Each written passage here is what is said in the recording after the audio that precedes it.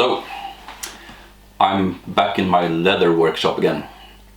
I brought 3 axes into the table today. They don't have any sheaths yet, so I thought I'd fix that.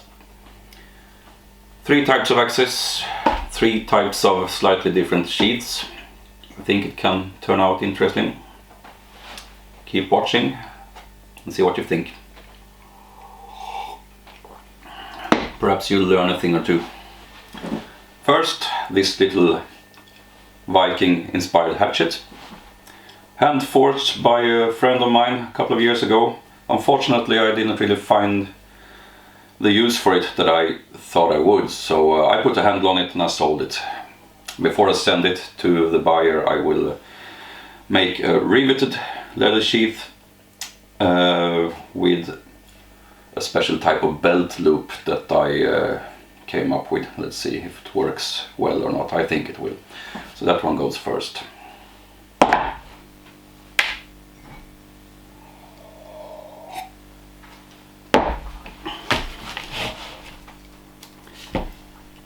First I will trace the line around the axe head.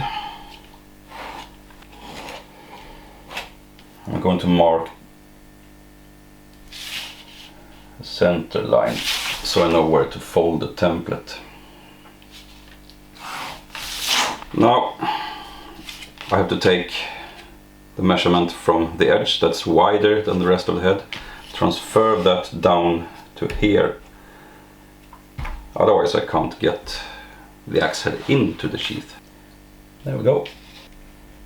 A little bit of an S curve I think looks nice.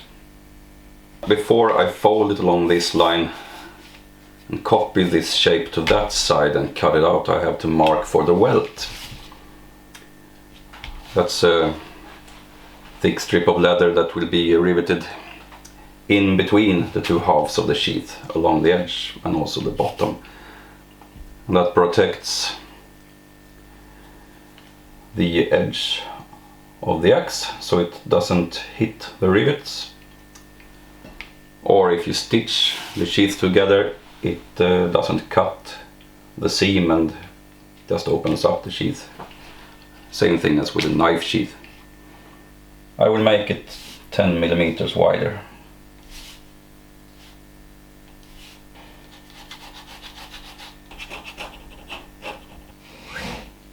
I'll add a little bit of extra width to it. The leather is thicker than paper, and when you fold stuff over, you need a little bit of extra margin.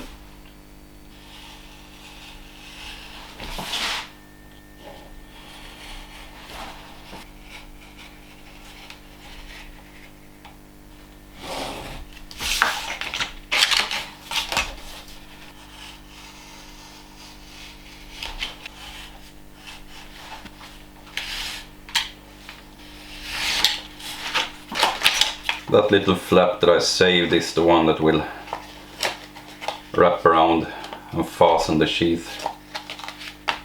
There will be a button here.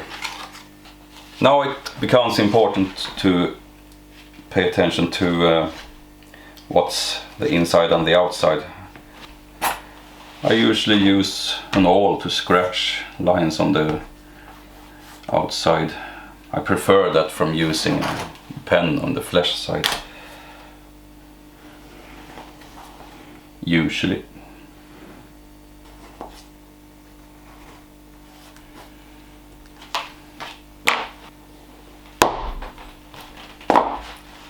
Avoid really sharp angles when you cut leather. Better to punch a small hole so you get a rounded shape instead of a pointy one, because that doesn't look good and it's not as strong.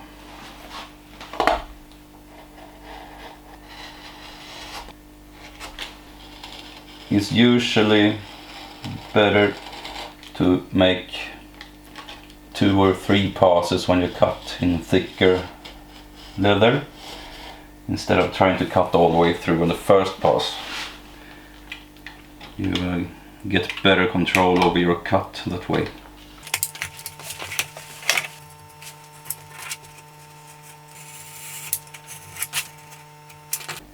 Now it's time for the welt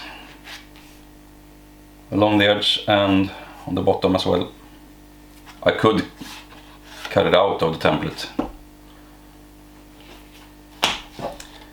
There's another way if you want to save your templates. I'll show you that. I'm using a slightly thicker type of leather for the welt because it's supposed to withstand the sharp edge of the axe.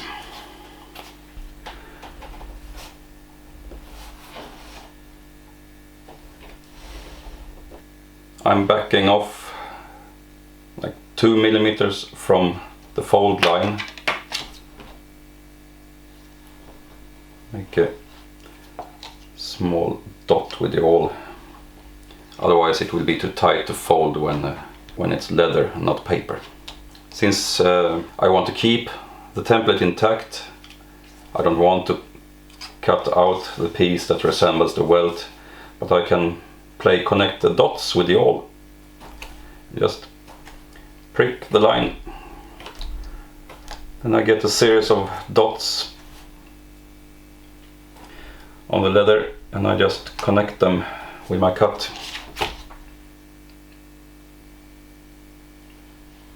As you can see, I will leave quite a lot of excess on the outside and trim it off later. Here's a pro tip when you cut leather. When you have an inside corner like this, don't start from the outside and cut into the corner, because you will cut through the point where you want your cut to stop, and then you have a cut in the piece you're going to use. So start in the corner and cut out instead.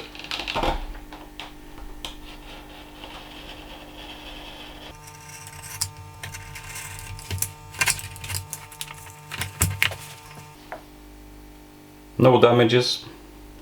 I will glue the welt onto the leather before I rivet it. Since there is a surface applied to the flesh side of this leather, I will rub that a bit so the contact cement adheres a little better. Just some ordinary sandpaper will do nicely for this.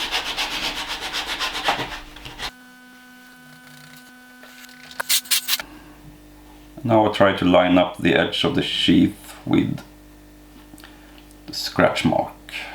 Cobbler's hammer is always a good thing to have in your leather workshop.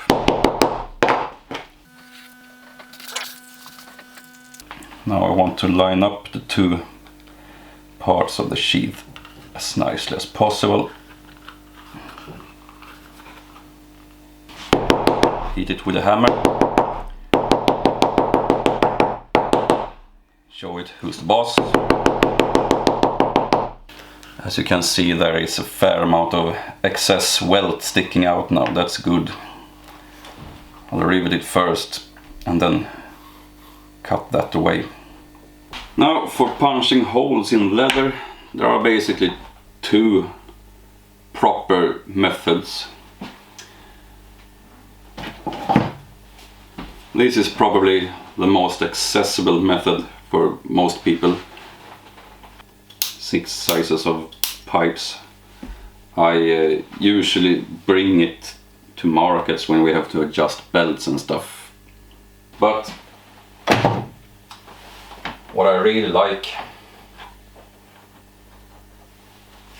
are these. It's a set of punches from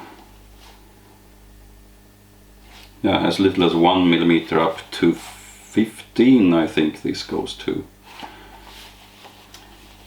You don't really need a full set like that. If you have 2, 3 and 4 mil, you get by just fine. And 3 millimeters, that's the size of the kind of rivets I use. You can measure so you get them spaced out even if you want to. I usually do it quite a lot just by eye. And I usually prefer a thicker block to to punch against so I don't destroy my cutting surface on the table. You can use a regular plastic cutting board for this, really. Now, rivets.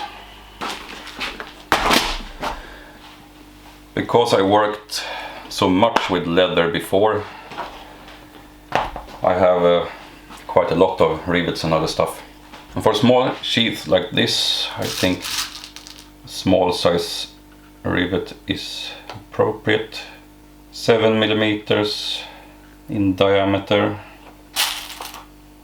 The larger cousin is 11 millimeters. That's too big for this. That would look a bit ridiculous. I have posts in different lengths. And this is 3 layers of pretty thick leather, so I'm using the slightly longer ones. 9 millimeter long. Shorter one is 7 millimeters. That's not quite enough to go through all the 3 layers, then the rivets can pop apart, and we don't want that, do we? I use a spinning press quite a lot. Have some tools here to put in that. You don't need that, you can do it with an ordinary hammer. There are also small hand tools that makes the rivet heads look a bit nicer. I'll show you that, as well as the spinning press.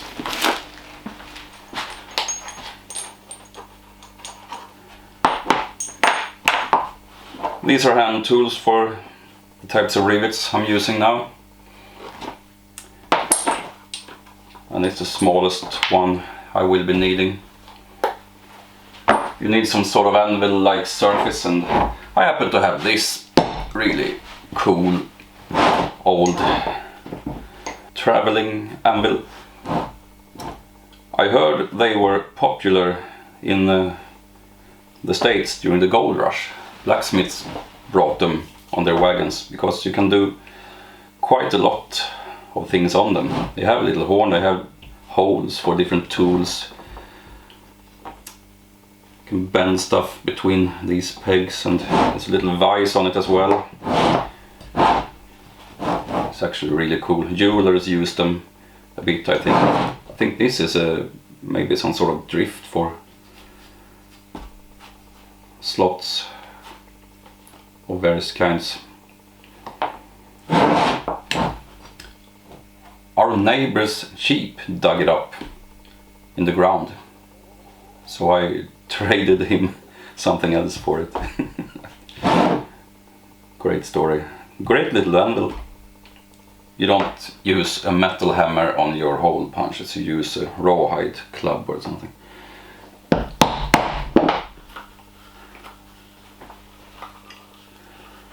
Put the post in from the back side. Put the hat on. Then you put it on the anvil. Now you want a metal hammer for the riveting tool. Some people think you shouldn't use metal hammers here either. I don't agree with that. You need a lot of force, so I think it's appropriate.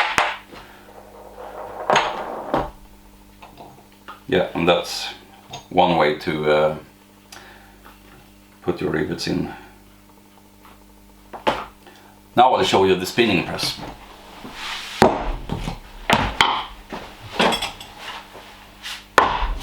This one. You don't run off and buy one of these if you only do a little bit of leather work at home. But if you do a lot, maybe start a small business, then you need at least one. I never bolted it to a bench top. I put it on a wooden board, and then I use clamps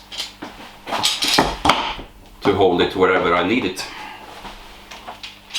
And that's much better than sacrificing a dedicated space on your work table for this. And you can also bring it with you if you go somewhere else to work.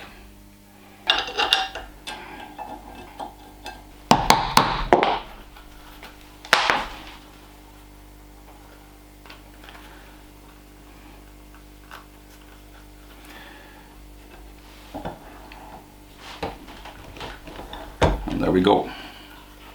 I'm gonna put the rest of the rivets in here now.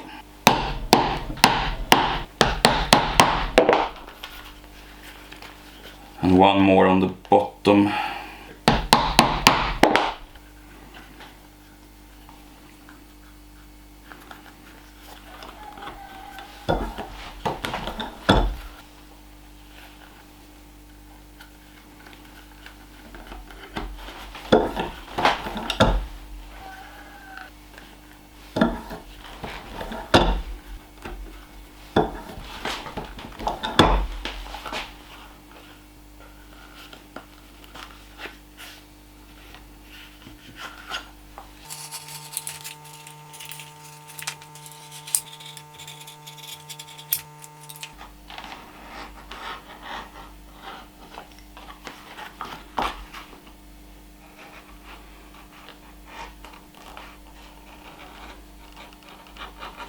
After you use the edge beveler, you can burnish the edge a little bit if you want to.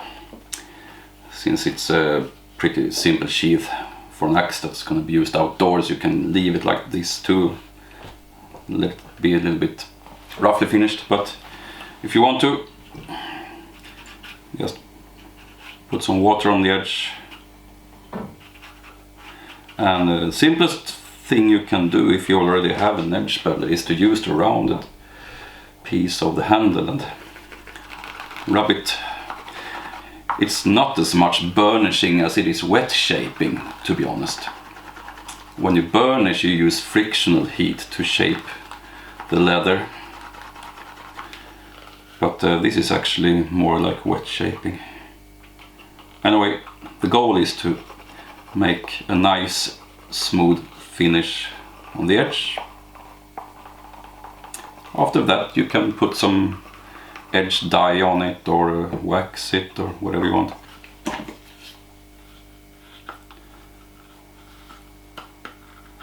Now the next step is to adapt the flap.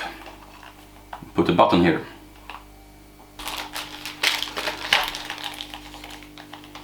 I will not put an ordinary button on the flap. I will put a ball post stud. It's screwed in place. So if you have some sort of thread locker, you can put that in the threads before you mount it. I don't have that, so I will use super glue.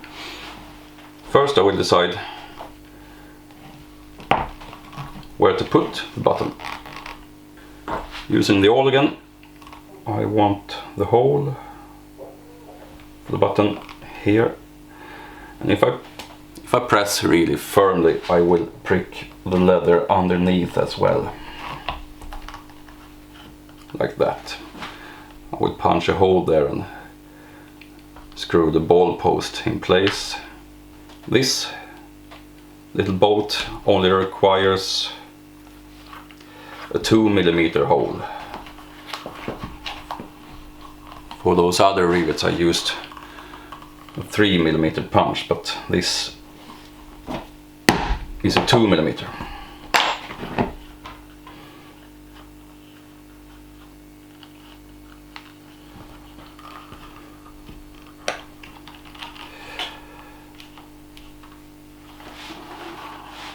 I only hand tighten it now. I will disassemble it and put super glue in there and screw it back together a bit more firmly.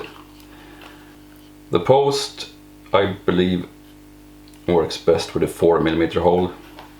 You have to check these measurements yourself if you get stuff like that. I guess it can vary a bit depending on the maker. Now of course it's not enough with just a hole, you need to slit it as well so it can widen and let the ball head through. You want to make sure to make that slit on the right side, not outside but inside, if you understand what I mean. Easiest thing is to use your knife. Fresh tip, it's always good. Same thing here as when you cut an inside corner, don't cut too far into the thing, because then you will nick the other side of the hole you just punched.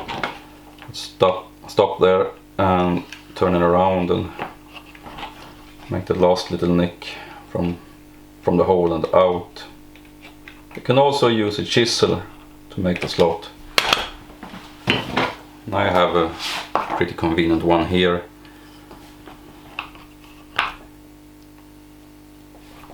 You can just punch it down like that, but I wanted to use the knife since maybe not everybody has a chisel available.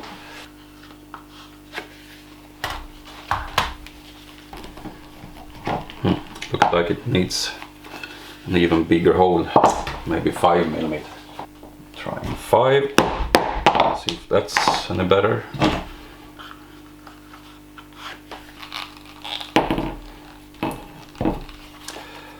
Five seems to be good.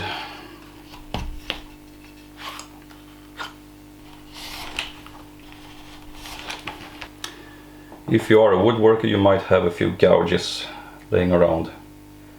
Then it's very convenient to use them for this.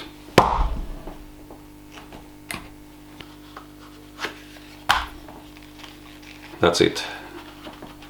Nice and secure. Doesn't look half bad. Now I'm gonna make the belt loop. I have a straight edge here that I'm following.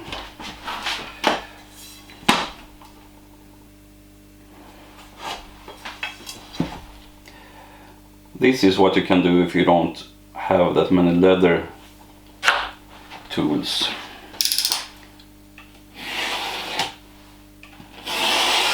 There are also strap cutters that you can buy. I have one here. Just as a blade in here, you set the width of it, and then you just pull and cut. Very handy. But you can also get by with a nice ruler and a sharp knife.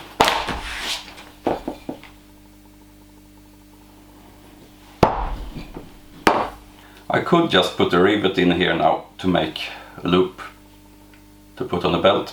I don't want that. I want the customer to be able to take the belt loop off without opening his belt. So I'm gonna put a ball post again that holds this loop so I can open it.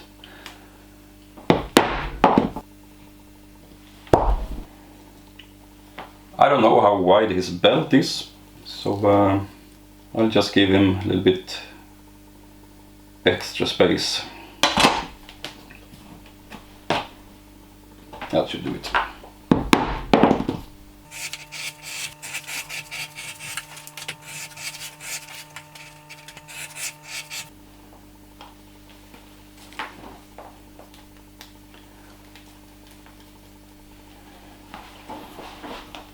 And then it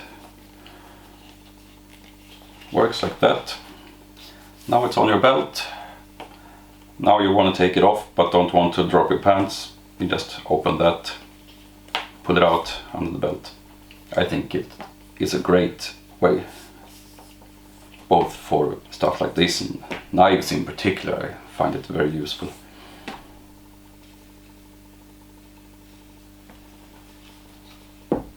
There, I think it's good. Cutting it here.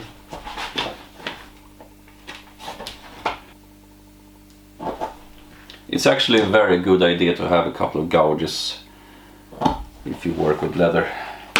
Now I need another strap. Might as well use the strap cutter now. So I have an excuse to show that.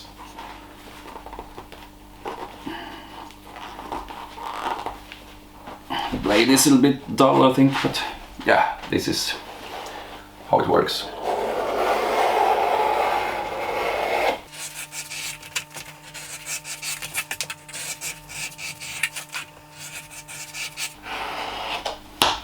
Go again. The wide gouge like that. this will be riveted here.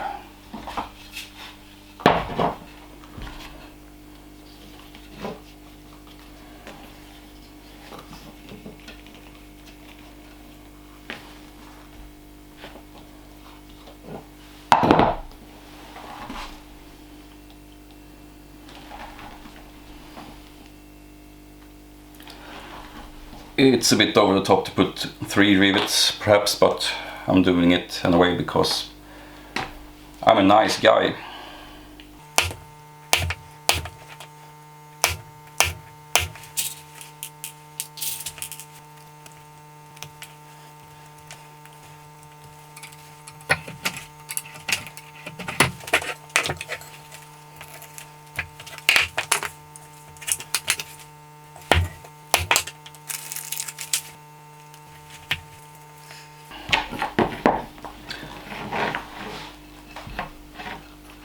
This doesn't have to be particularly tight, it just has to keep the axe. That should be good. 5mm it was. Chisel on the inside of the strap. There we go. That is it basically. There you have it. Let's try it on then, shall we?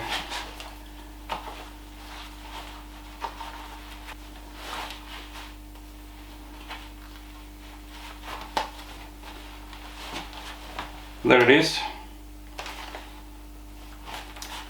There's a pretty decent palm swell on this handle, so it wasn't practical to make a solid loop. I would have had to make it so wide that it would not sit good up here. So that's why I did like this. I think that's great.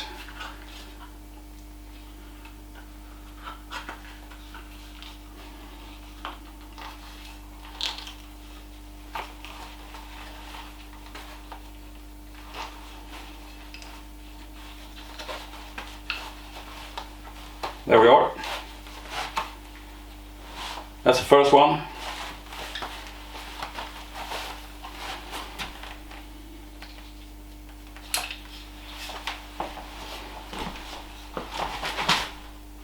Didn't turn out half bad, I would say. What do you think?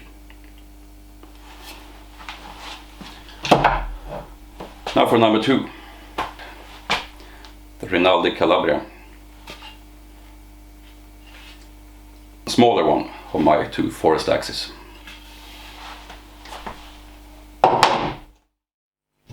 Similar procedure. Tracing the blade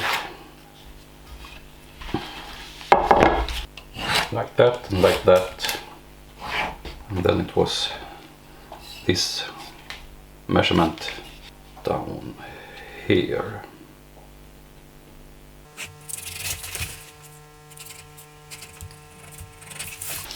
This sheath will be slipped onto the axe like that, and there will be a strap that goes around the handle.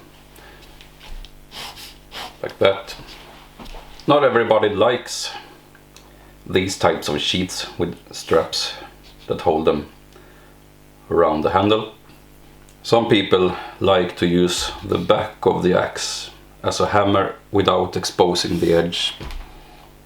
You can still do that if you put the strap below the axe head, even though there is a slight chance you might damage the strap. But this particular Rinaldi axe isn't that well suited to use as a hammer. It should have a more steel in the back for that, so it's not that type of axe anyway. Similar procedure as before. I'm adding 10mm around the edge for the welt.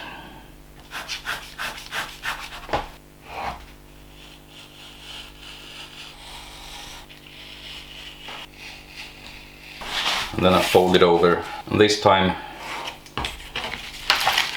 the sheath is symmetrical.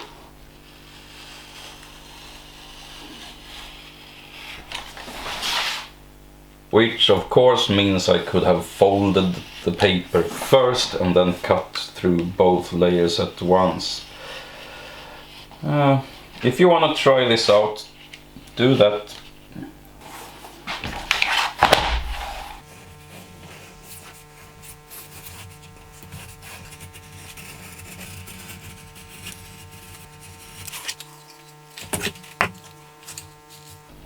That's the idea, and the strap around here. This time I'm gonna use the edge beveler before I fold and glue the sheath together.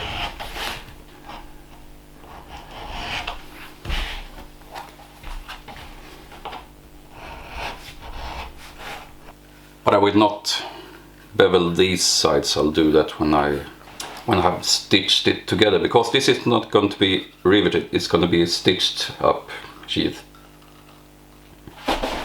Back to the tougher leather for the welt. I will cut out this piece this time. Just out of principle, to demonstrate both techniques. Same here again, you can see here is the fold, so I'm backing off a millimeter or two before I cut it, otherwise it will be too tight in the fold when the leather pieces are cut out. This time I think I have a little bit too much waste here, so I will do as I said, make the welt out of two pieces.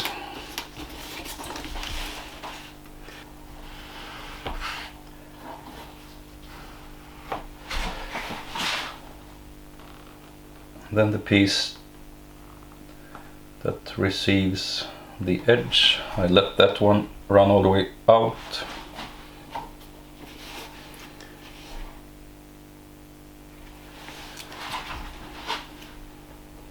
This little one I can cut out here.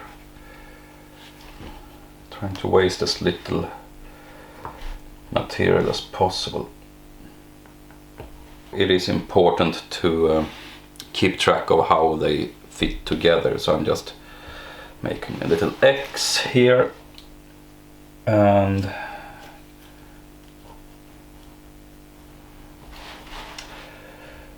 scratch marking this, and then I make a little X here so I know that one goes there.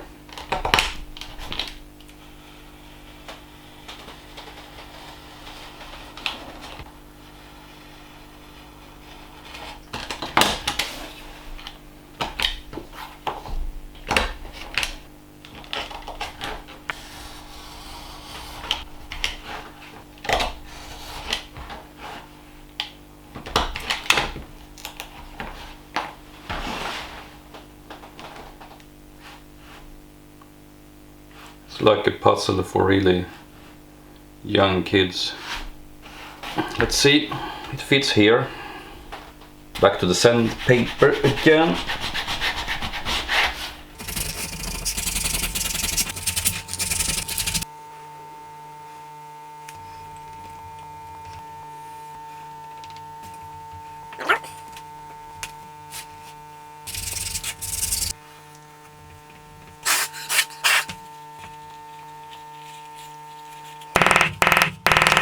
I'm choosing to trim the edges before I stitch.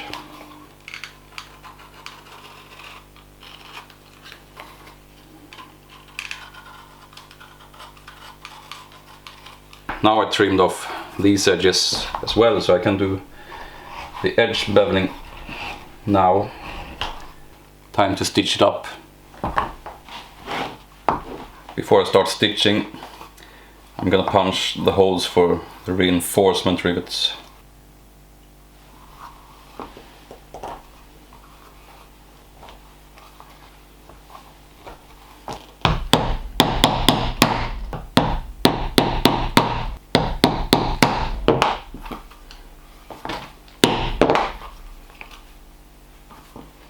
now another little finesse that also gives a certain function, that's to cut a stitching groove along the edge. Not only does it look better that way, it also sinks the sewing thread below the surface of the leather, and therefore it's better protected from wear. I will not put the groove in the middle of the welt, I will put it slightly closer towards the edge, and that's particularly important on this piece of welt, not as important on this one in the bottom. But here is where the sharp edge of the axe contacts the welt, and that can dig into the leather, eventually finding its way to the seam, cutting that. So there has to be sufficient amount of leather inside of the seam. Otherwise you'll end up making new sheaths again and again. Because if that happened, there's really not much use stitching it up again, because the edge of the blade has already made a groove in the leather allowing the edge to contact the seam. Here are the things I use for this kind of stitching. Waxed linen thread, 18 through 5, that's referring to the thickness of the thread. 18 is the thickness of each separate cord, and 5 is the number of cords that make up the thread in total. Saddler's needles, there are different sizes of those. You'll have to check with your supplier which ones match the type of thread you plan to use. Small scissors for cutting the thread. Sword shaped awl, that's a cutting awl. That's as I see it, a definite must when you deal with thick leather as this. And then I also have a round awl. That's not for pushing through the leather, that's for widening the holes when you do your back stitching in the end of the seam, because you don't make knots when you fasten a seam like this. You stitch back about 3 stitches in the same holes, and then you need to widen those, because when you have sewn through them once, they are too tight to sew back through again. Even so, when you widen them, they can be a bit tight, and that's where you need a small pair of pliers. This one is a fancy one from a Viking market in Norway, handmade. You don't need that, you can buy one in the store. I also have this sewing clamp, that's great, it's like a third hand, since you use 2 needles, 1 in each hand. Then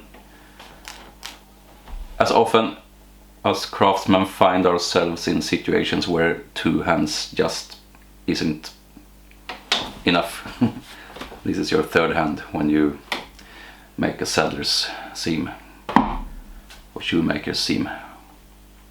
As I said in my earlier videos about the knife sheath, it really depends whether you are talking to a shoemaker or a saddle maker, if it's called a saddler's stitch or a shoemaking stitch. But yeah, same thing. Correct me if I'm wrong, but I'm pretty sure I'm not. The length of the thread, that depends on how thick your material is. This is pretty thick, so 6 times the entire length I think is not too much. There's 1, there's 2, there's 3, and then we just double that, and a little bit extra, because all things in the universe try to mess with you if they can. You'll find yourself with just almost enough thread to finish your seam, but you miss out on 2 or 3 stitches. That has happened to me so many times, it's not even funny. I think a good aim to match saddler's needle to the thread is to have the smallest needle you can fit the sewing thread to. So it's usually pretty tight getting the thread through the eye of the needle. There are a few tricks to help that. One of them is to flatten the end of the thread by holding your thread on the index fingertip, pressing the thumb nail down on it and pull back, and that flattens the end of the thread a bit. Then it's easier to get through the eye. Pretty sure I demonstrated that a little bit better in the knife sheath videos. There we go. Suspended in the clamp. I'm ready to start stitching.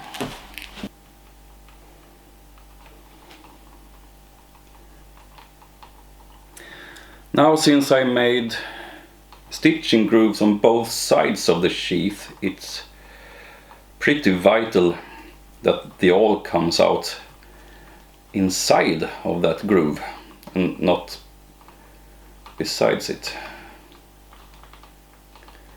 And there is no work around that. You just have to practice to be able to do that in a good way.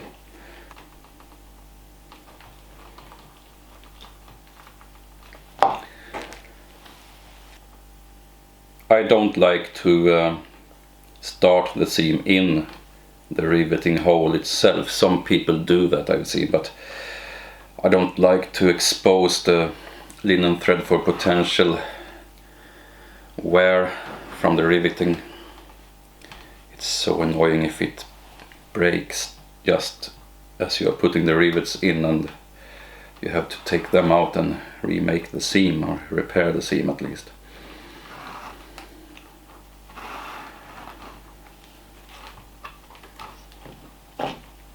And if you remember from when I made the knife sheaths, and you who haven't seen that can always go back and look at the channel later, you probably remember the type of lock stitch I demonstrated there. I'm using that here as well. Well, I always use that, because once you've learned it,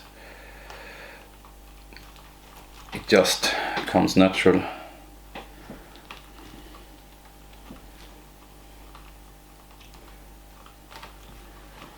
And I usually make about 4 or 5 holes in the advance. Then I can put the awl down and fiddle with the needles.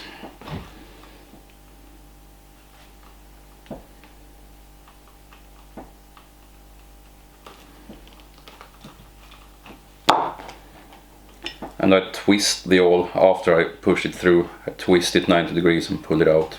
It widens the holes, it's much easier to get the needles through.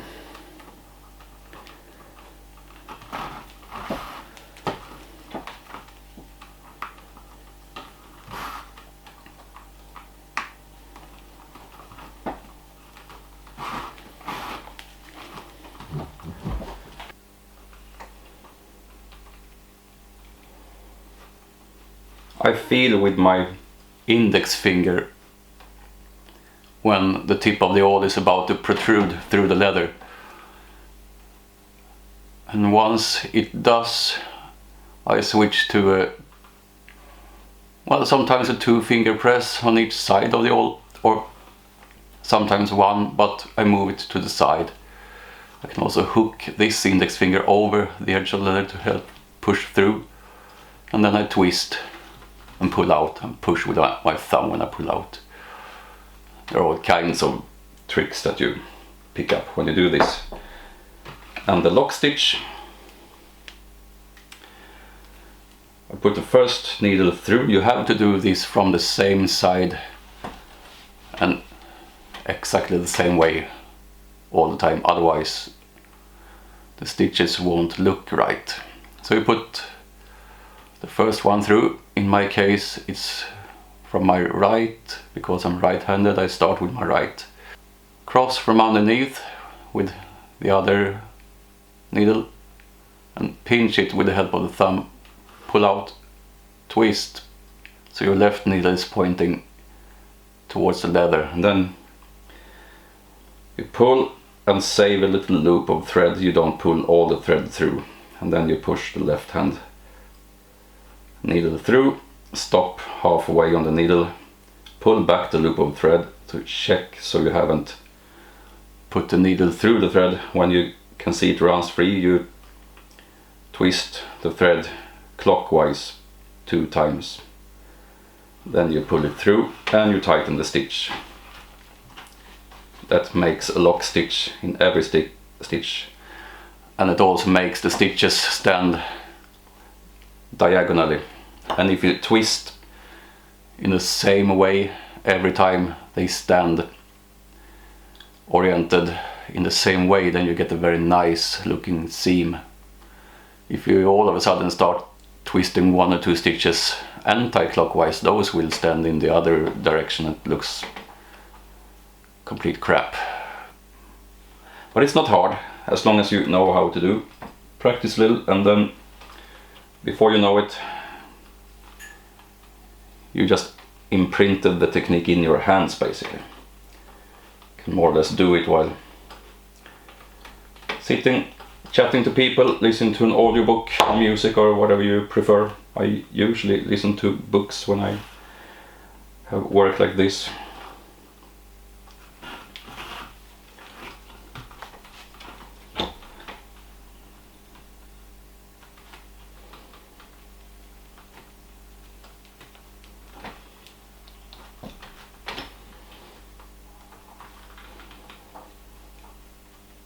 Twisting the all back and forth while you push helps it pass through the leather a bit easier. It's like a boring action or drilling action. I made 4 holes now, so then I can put the awl down and just do the stitches.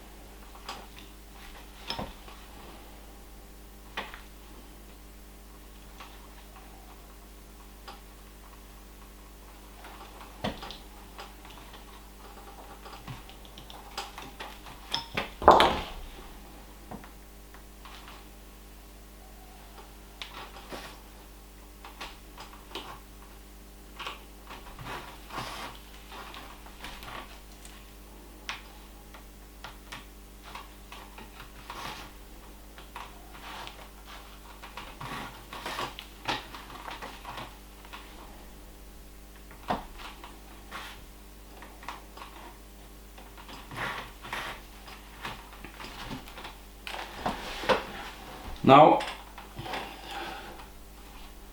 I said I didn't want to stitch through the rivet hole itself, and now there is a rivet hole, and then the seam is supposed to continue.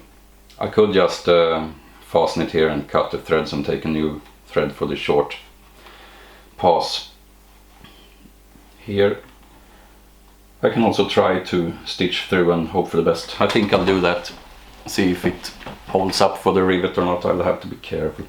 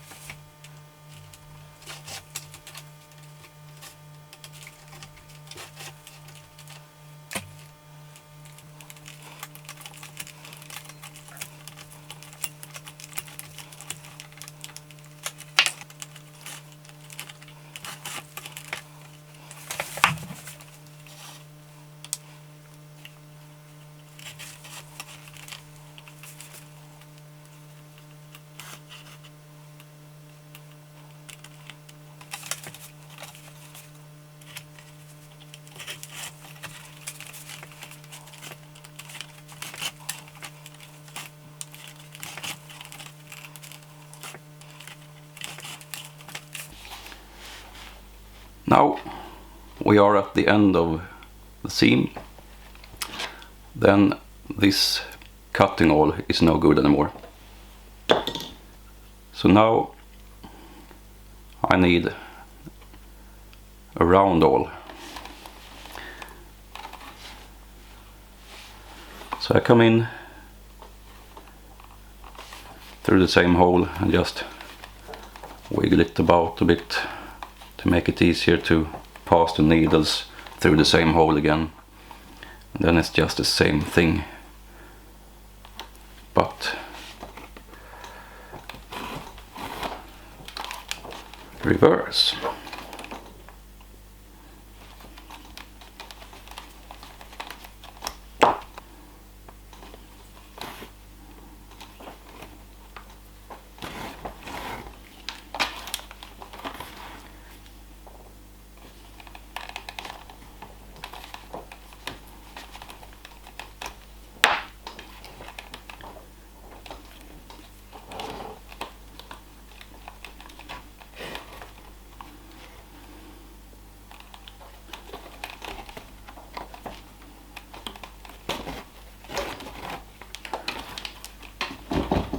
I usually recommend at least 3 back stitches. You can get away with 2.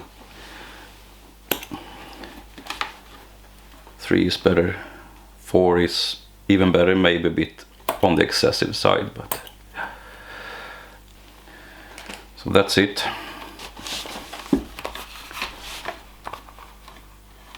And now it's time to put the 3 rivets in the holes.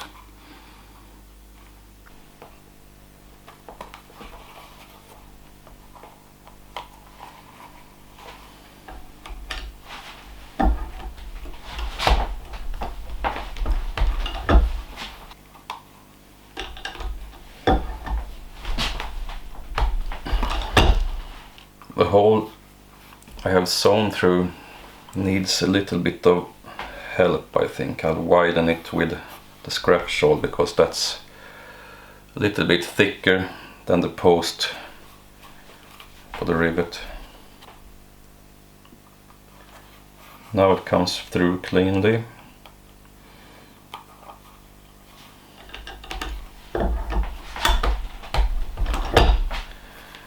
Yeah. Worked out nicely. Now it's time for the strap.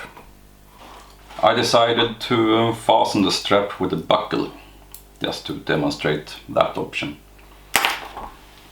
I'm pretty fond of those ball post studs myself, but quite often you see these double-sided buckles, roller buckles, on straps for axe sheaths. So I will make one of those. First I need a strap. The width of that is dictated by the buckle, of course. I'm using the strap cutter. Since the blade is a little bit dull, I just press it in so I get a mark. Then I start the cut with a knife, just slightly, half an inch or so, like 10-15 millimeters, just so I get the blade in there. As soon as the leather runs past the blade, then you can grab it and pull it. Stupid camera won't focus. There we go.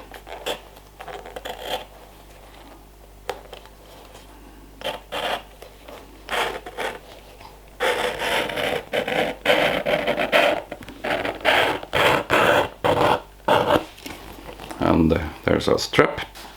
This technique actually requires 2 straps, one to hold the buckle and one that wraps around the handle of the axe. It's a pretty short one for the buckle. Well, that depends entirely on your design, of course, but for this design you don't need much of a strap. Less than 10 centimeters or 4 inches.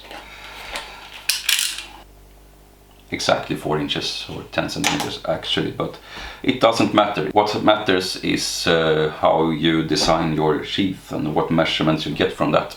So you can't take any measurements directly from what I do here. You have to adapt this to your own axe. I know there are a lot of people who like to get hold of plans or buy plans even. I'm not the best person to ask for those things, since I usually don't have detailed plans for what I do. Sometimes I have templates, but even so, they are adapted after my needs. I try to convey basic principles instead, so you get your own understanding on how to make things and design stuff. I don't look down upon the idea of making things from plans. That's a great way to learn, but I usually don't work like that myself. I design a little bit more on the go. It's long enough. Now I will make the slot for the buckle. I have a special punch for that, or a couple of them. That one, I think. These are really great. They are more or less specifically made for making slots for buckle pins. Not the cheapest one. You can use an ordinary round punch. For slot you put one on each end and cut in between with a knife. But if you do this so much that you can justify the purchase, a couple of these slot punches is really great to have. I estimate how much to fold to be able to put a rivet in to keep the buckle in place. In that fold I prick a little bit with the awl, and I will not center the slot punch over that mark. I will move it a little bit up on the side that's facing out, because that's where the pin moves mostly. It doesn't move underneath. So that mark is maybe, I have 2/3 of the slot punch on the long part of the strap and the last third on the short part. A weighted club that gives a little bit more force behind the blow.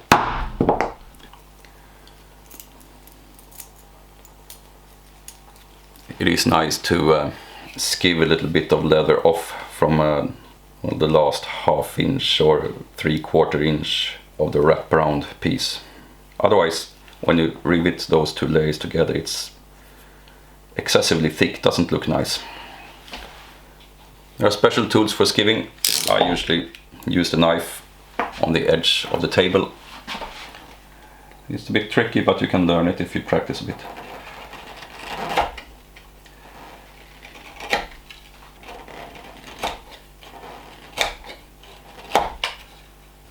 I could glue this, but I choose not to. I just take the scratch awl, make a mark through both layers, get the 3mm hole punch again, and punch holes for the rivet. There we go. Now I can use the shorter posts for the rivets actually, because it's not that thick now. 7mm post instead of 9 is quite sufficient here. And then it's just back to the spinning press again, which you have seen, so I'm doing it outside of camera. Here we go. Done. I need a little hole here. I have it in place. I make a mark with a scratch awl.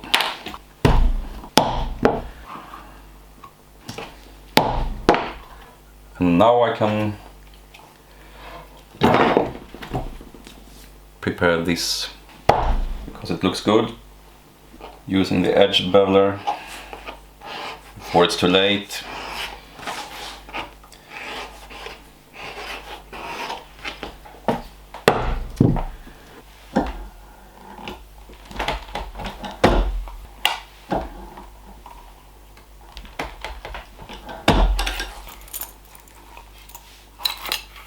Now I'm going to cut the strap to length. Giving the tip some sort of shape.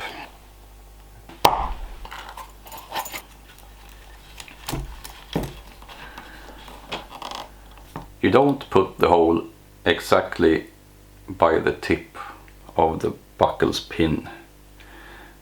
You move it back 2 or 3 millimeters, I think, should be sufficient.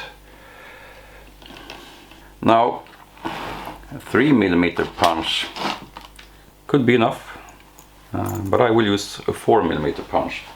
4 millimeter holes are a little bit less fiddly when you're out in the forest. An extra hole inside, if the leather would stretch when it gets wet. I'll actually put 2 extra holes. Why is that, you may wonder? Purely from aesthetic reasons, really. There's no other reason for it. I think 2 holes look a bit strange, 3 look a lot better.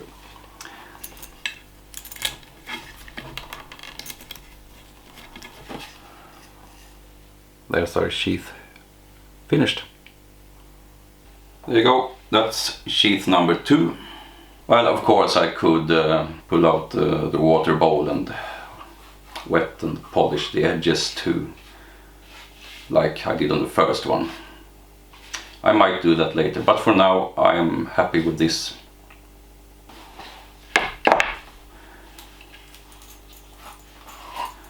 Maybe some people think it's not the most elegant sheath with that wraparound strap and buckle. Maybe I agree a little bit with that, but it is a very secure sheath, that's for sure. Not hard to make either. Try making one, see if you like it. Now it's time for the third sheath. For my big axe, the Rinaldi normal model 1100 gram head. I really wish they put a better name on it. I think this type of axe might be typical to the Trento region. I'm not sure, or if the Trento axes look a little bit different, but from what I have seen on Rinaldi's dealer's webpage, the Trento model is very similar to this. So maybe it is a Trento model, they just chose to call it normal model on the web shop where I bought mine. Doesn't matter, it's getting its sheath now, that's what matters. I knocked the handle out of this one, so it's easier to turn on the paper. Same procedure. Trace in the blade, and now the sheath won't go all the way up to the eye. The top part is curved, so I'm estimating how far I want it to go, and it's about here. So I decide this piece of the axe head lines up with the first line I made. Then I line that line up with this part of the axe head. And I can always measure with the pen and move that over here and put a little mark there. Yeah, that's all right, I think. There.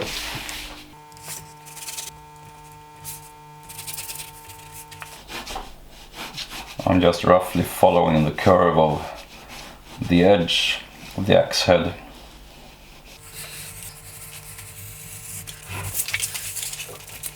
Copy it to this side, and I will leave an extra piece here that will fold over. I could probably get away with only putting a welt in front of the edge, but I think I want to put the welt at the bottom as well, but only stitch it to one side of the sheath, so it will be open here otherwise I can't get the axe head out, obviously. The idea with that is to avoid the pointy heel sticking out and damaging the wraparound leather here. So I will try that and hopefully it works. It's a little bit of a variation to what you may have seen on other sheaths like that. That little variation is that's my experiment on this particular one. We'll see if it works or not. Otherwise I'll curse a little bit off camera, throw it in the bin and make another one.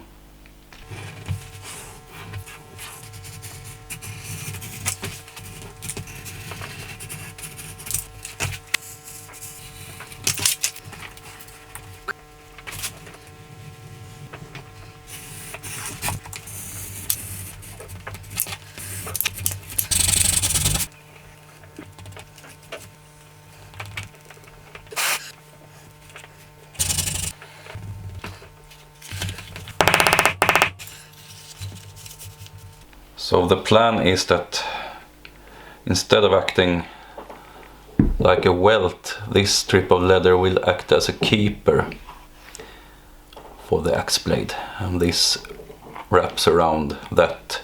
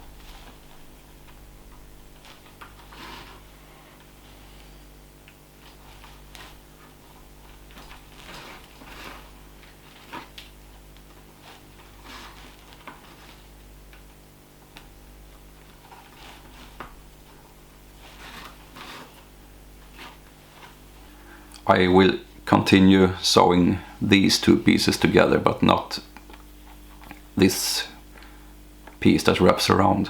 So I'm putting that thread on this side, and now I just continue the stitching through these two layers.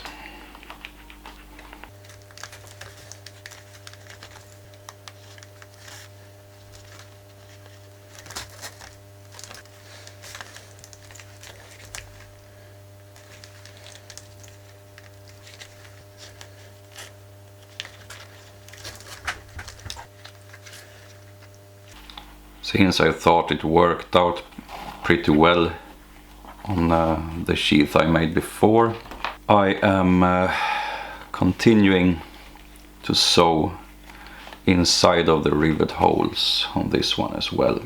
Wasn't much of a problem putting the rivet in there without damaging the thread. And it looks pretty neat if the seam runs under the rivet head. This is where it's nice to have one of these if it's a bit tight in the hole, and you don't put it like that and pull, because then you bend the needle and break it. you put it in line with the needle and pull it straight out. I have broken quite a few needles doing that wrong.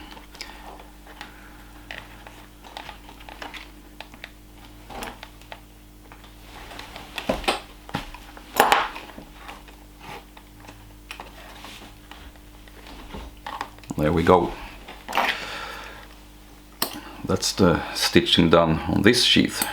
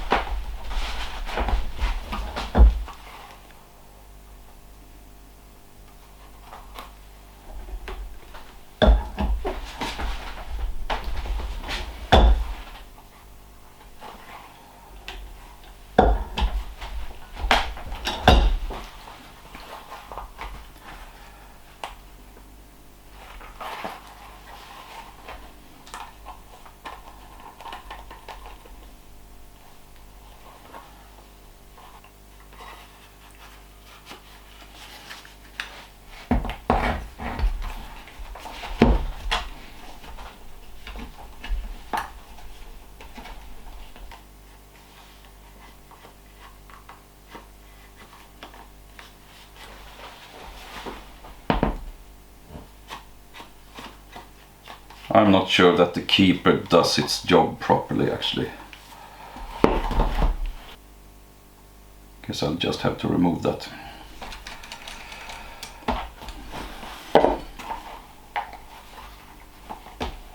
That rivet has to come out. I will cut this off here, fix the seam that will be broken, put a new hole for the ball post a little bit further in. Well, it can be done. A little bit annoying, but not the end of the world.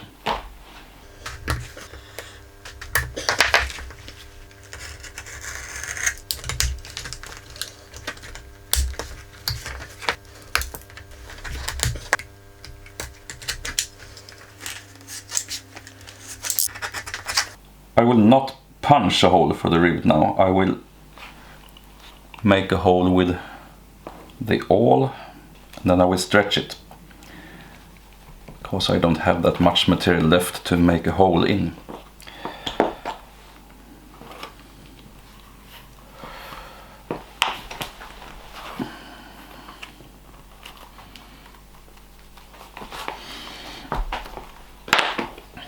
Slightly wider. Stretching it a little bit further. Right, let's see if I can fit a rivet post through here now. I think just about can. Yes.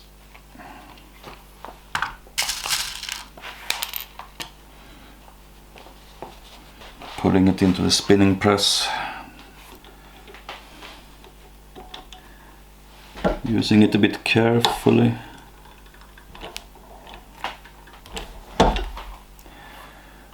The rivet's in place. Now I will just repair the seam. And those new stitches that run over the old ones will keep that thread locked in place. You can treat this as a bonus sequence, I suppose. A bit of repair job demonstration. I think it can be educational to show your mistakes and what to do about them.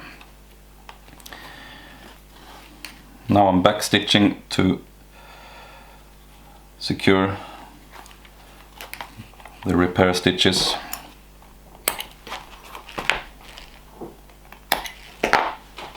Well, doesn't look half bad after all. Let's see if it fits better now. Like that and like that. Yeah, totally alright. I'll make a new hole for the ball post.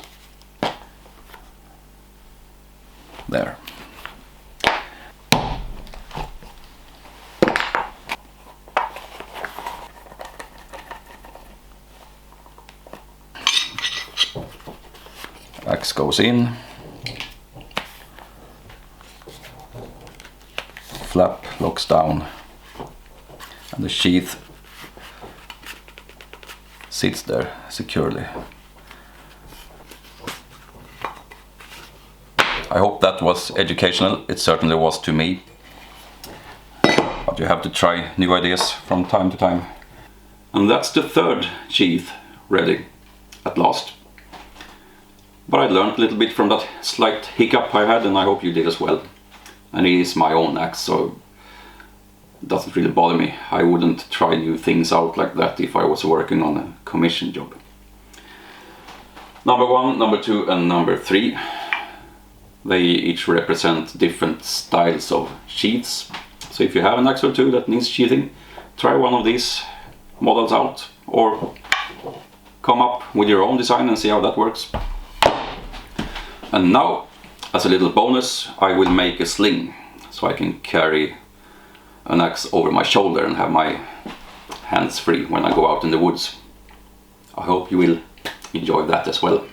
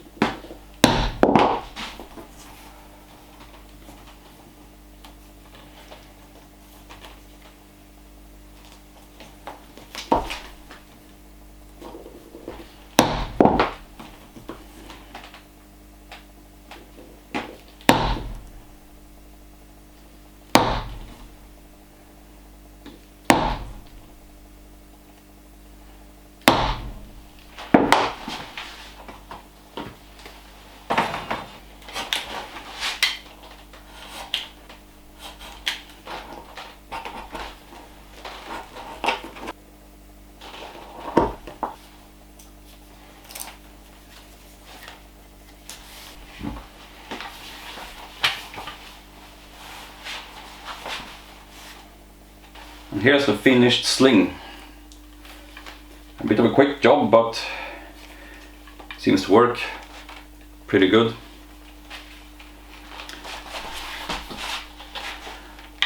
This strap that holds the handle can be moved further down on the back piece if I want to put a shorter axe in the sling.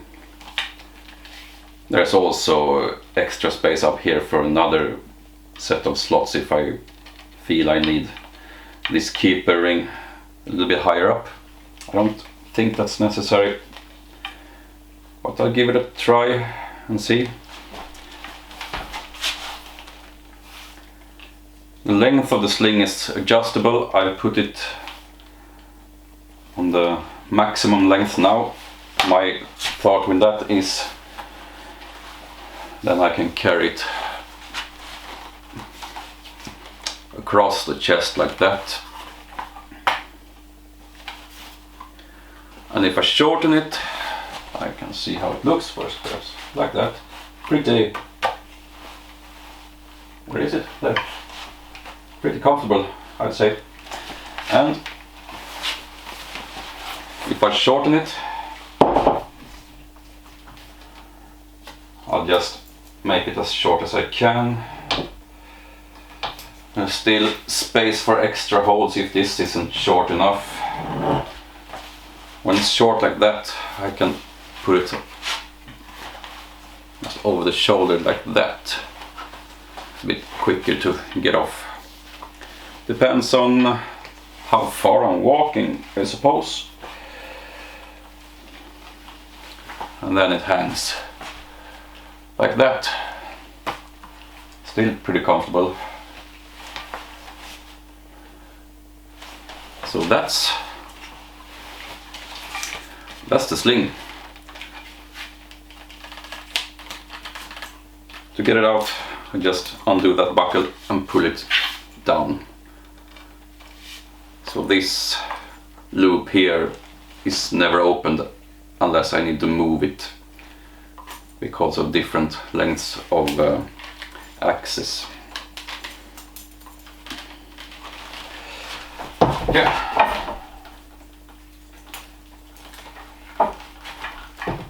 I will try a couple of axes in it and see how it works. I mostly made it for this big one, but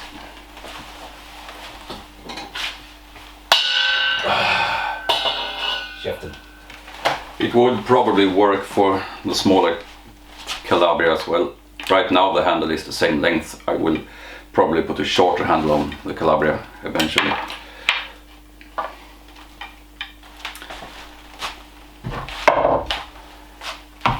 So that's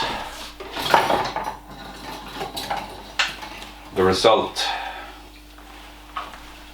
of the efforts in the leather workshop this time. The small hatchet, the longer Calabria, and the big Rinaldi normal hung in a sling.